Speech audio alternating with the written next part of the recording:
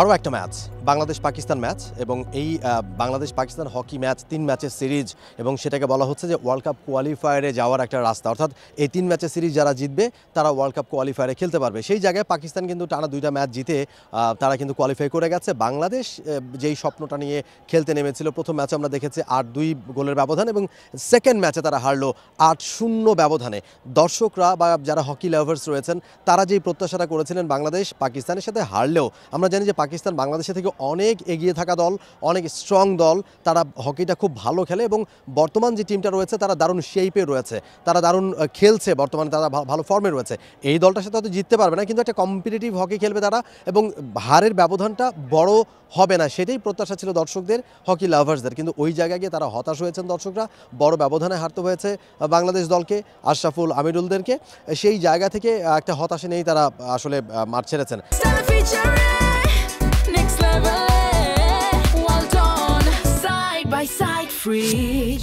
তারপরেও সেই জায়গা থেকে বাংলাদেশ দলের যারা ভালো পারফর্ম করেছেন, ওবায়দুল জয় তিনি আজকে ভালো পারফর্ম করেছেন, তার ভালো স্ট্রিক ওয়ার্ক ছিল। ওয়ার্ল্ড কাপে তারা খেলতে যাচ্ছেন, জুনিয়র ওয়ার্ল্ড কাপে, এবং তিনি বলছেন যে আসলে এখানে আমরা হারলেও বেশ কিছু প্রাপ্তি রয়েছে। এই অভিজ্ঞতাটাকে তারা জুনিয়র ওয়ার্ল্ড কাপ হকি যেটা ইন্ডিয়াতে হতে যাচ্ছে তামিলনাড়ুতে, সেখানে তারা কাজে লাগাতে পারবেন। আমাদেরকে আমাদের কোচ যেটা প্ল্যান দিয়েছিল, আমরা কিছু সময় এটার মধ্যেই খেলছিলাম, আবার অনেক সময় যেই প্ল্যানে আর কি থাকতে পারি না, যার কারণে আমরা গোলগুলো খাইছি। পাকিস্তান অনেক বড় টিম, ওদের কাছ থেকে আমরা অনেক কিছু শিখতে পারছি, এটা আমাদের কাছে অনেক কিছু। আমি নিজে পার্সোনালি ফেস করি যে আজকে যে ম্যাচগুলো হলো বা পাকিস্তানের সাথে যে ম্যাচটা খেলছি আমরা, এটা আমাদের এক্সপিরিয়েন্সের একটা ব্যাপার স্যাপার আছে যে ওয়ার্ল্ড কাপের আগে এত বড় একটা ম্যাচ, টেম্পারেচার ম্যাচ আমাদের জন্য অনেক ভালো হয়েছে আর একটা নতুন এক্সপিরিয়েন্সের ব্যাপার হয়েছে।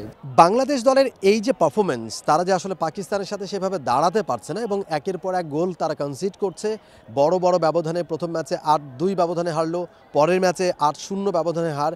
এইটার আসলে কারণটা কোথায়? অনেক সাবেক হকি প্লেয়ার তারা কিন্তু খেলা দেখছেন কাছ থেকে, ক্যাপ্টেনরা খেলা দেখছেন কাছ থেকে। তারা যেটা বলার চেষ্টা করেছেন, বাংলাদেশ দল আসলে ট্রেনিং করছে, তারা আসলে ট্রেনিংটা তাদের যতটুকু প্রয়োজন সেই প্রয়োজনের তুলনায় সেটা খুবই কম। সারা বছর ট্রেনিংয়ে থাকার যদি ব্যবস্থা করা যেত তাহলে দলটা আরও ভালো পারফর্ম করতে পারতো, কিংবা ম্যাচ খেলার যে অভিজ্ঞতা, ম্যাচ খেলার অভিজ্ঞতাটা একেবারে ফুটে উঠেছে খুব স্পষ্টভাবে। বাংলাদেশ দল ম্যাচ খেলতে পারলে যে সুযোগগুলো তারা পেয়েছিল পেনাল্টি কর্নার থেকে কিংবা ফিল্ড গোলে, অনেকগুলো চান্স তারা ক্রিয়েট করেছিল, কিন্তু শুটিং সার্কেলে গিয়ে তারা সেগুলোকে গোলে কনভার্ট করতে পারেনি। এই যে ল্যাকিংসগুলো, তার একটাই কারণ, বেশি ম্যাচ খেলার এক্সপিরিয়েন্স না থাকার কারণে। যদি তাদের ম্যাচ খেলার অভিজ্ঞতাটা থাকতো তাহলে তারা অন্তত এই সুযোগগুলোকে গোলে কনভার্ট করতে পারতো, তেমনটাই বলার চেষ্টা করেছেন সাবেকরা। ম্যাচ খেলার অভিজ্ঞতা কম আমাদের প্লেয়ারদের মধ্যে। আরেকটা হলো যে হোম গ্রাউন্ডে যে অ্যাডভান্টেজটা নেওয়া, এটা হোম গ্রাউন্ডে যে প্লেয়াররা তাদের নিজের মাঠে খেলতেছে সেই অ্যাডভান্টেজটা ওরা নিতে পারছে না। কারণ কিসের জন্য? বেশ অনেক দিন যাবত ওরা গত 2 বছর যাবত লিগ খেলছে না, তারপর টুর্নামেন্টগুলো হচ্ছে না।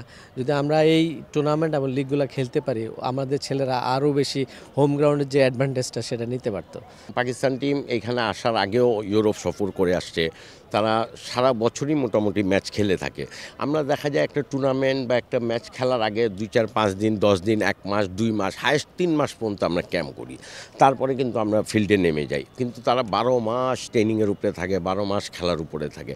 এইখান থেকে আমরা সব দিক দিয়ে, ইউরোপিয়ান বলেন আর এশিয়ান বলেন, আমরা সব দিক দিয়ে অনেক পিছানো হকিতে। হকি যদি আপনি 12 মাস ট্রেনিংয়ে না থাকেন, 12 মাস না খেলেন, তাহলে আপনি হকিতে কোনো সময় ইন্টারন্যাশনালিভাবে ইমপ্রুভ করতে পারবেন না। আর একটা ম্যাচ বাকি রয়েছে বাংলাদেশে, যদিও বা সিরিজটা হেরে গেছে অলরেডি। পাকিস্তান 2-0 ব্যবধানে সিরিজ তারা জিতে নিয়েছে, ওয়ার্ল্ড কাপের কোয়ালিফায়ারে তারা কোয়ালিফাই করে গেছে। আরও একটা ম্যাচ বাকি রয়েছে বাংলাদেশের। আসলে এই ম্যাচে আসলে বাংলাদেশের হারানোর কিছু নেই। আমরা জানি যে পাকিস্তান আসলে অনেক শক্তিশালী দল, অনেক এগিয়ে থাকা দল। এই দলটার সাথে আসলে জেতার চিন্তা করাটাই আসলে এক ধরনের বোকামি।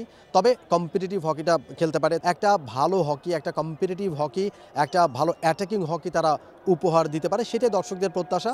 আরও একটা ম্যাচ রয়েছে, সেটা অবশ্য অনুষ্ঠিত হবে রোববার দিন। রোববার সেটা বেলা 2টার সময় অনুষ্ঠিত হবে, সেটা শেষ ম্যাচ। সেই ম্যাচে নিশ্চয়ই বাংলাদেশ আরও বেটার হকি খেলার চেষ্টা করবে, কম্পিটিটিভ হকি খেলার চেষ্টা করবে। দর্শক যারা ধীরে ধীরে মাঠমুখী হচ্ছেন, যারা খেলা দেখতে এসছেন, নিশ্চয়ই ওই ম্যাচে তারা কিছুটা হলো তৃপ্তি নিয়ে মাঠ ছাড়তে পারবেন। For more updates, subscribe to our YouTube channel and click on the bell icon. Follow us on Facebook and Instagram. Download T-Sports app to enjoy exciting games and highlights. Visit tsports.com.